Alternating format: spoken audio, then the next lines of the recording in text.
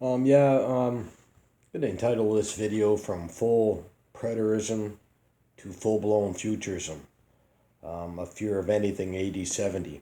And this is what I've noticed um, the last year and so uh, in some of the groups uh, is that a lot of us that are former full preterists, not myself included, um, but have completely went from full preterism to full blown futurism, or they won't even acknowledge any texts that are explicitly referring to AD 70, even dispensational scholars, which are futurism, admit that these texts refer to AD 70.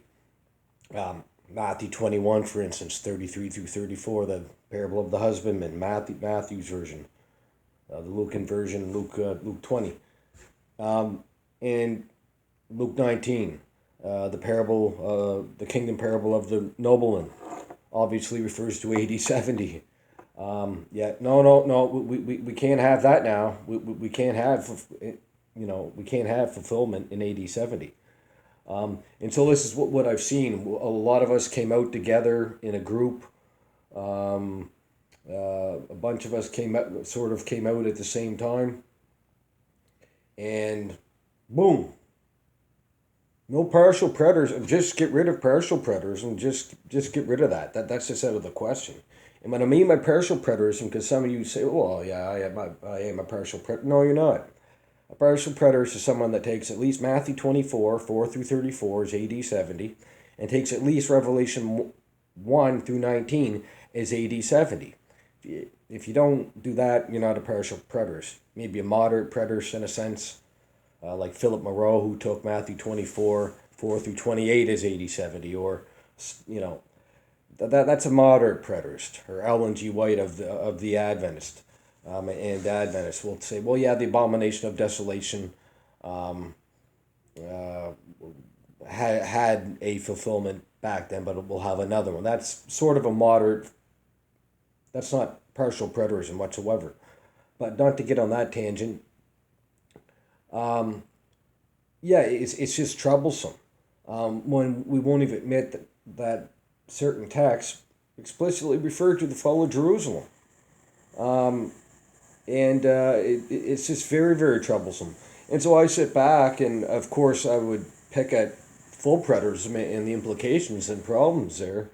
But I get sick and tired of just sitting back and not giving an affirmative from what I believe in eschatology, and that is a strong, strong, strong partial preterist understanding of eschatology. And what I mean by a strong partial preterist is one that takes strong, major fulfillment. I mean, like 98%.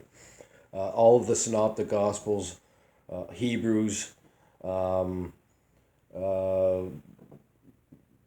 much more than, yeah, Revelation 1 through 19, possibly 21 and 22. Yeah, 21 and 22. Yeah, strong fulfillment. So, um, yeah, it troubles me that everyone went from full preterism and left preterism completely for futurism, when the truth is maybe sort of in the middle. That there's major fulfillment. We've seen the synoptics that the book of Revelation is referring to, in the recapitulation style. If we begin in chapter 6, that recapitulates, right? Over and over. Chapter 6, chapter 12, chapter 14, 16, 19, 20.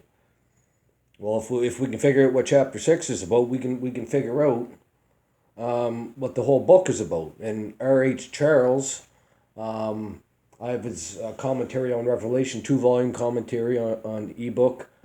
He was the first that pointed out that Revelation chapter 6, the famines, wars, pestilence, that's Matthew 24. That's the Olivet Discourse. That's the Olivet Discourse. Then you have the avenging of the martyrs. Well, that's Matthew chapter 23, right before the Olivet Discourse. And then you have the day of the Lord, and that's repeated over and over and over again. Um, But yeah, it's just troublesome to me. I think I'm the only one in that group, full preterism, and that's pretty much the main one I hang out in. That and somewhat of Barry's group.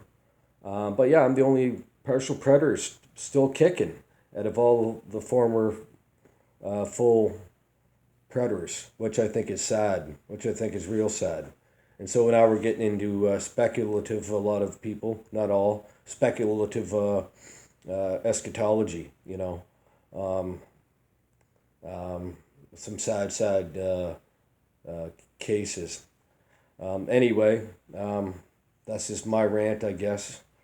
Um, is that it is very disappointing for people to completely throw the baby with the bathwater, completely abandon the truth of major fulfillment of preterism, of strong preterism, or yeah, or at least preterism, and just completely abandon it. And yet when I start pressing the last couple of weeks, okay, I'm gonna press fulfillment. No answers on Luke 19, zilch. No answers on pretty much anything. I have to say, especially Luke 19 when I hammered on that.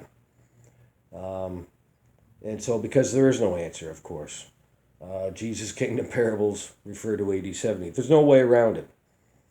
The sons of the kingdom are cast out. Matthew 8, 11 and 12, 21, 22, so on and so forth, is when the kingdom comes. And that's the Davidic kingdom. The Davidic kingdom. Yes, the Davidic kingdom. Not just some abstract kingdom, the Davidic kingdom. That's about it, I guess.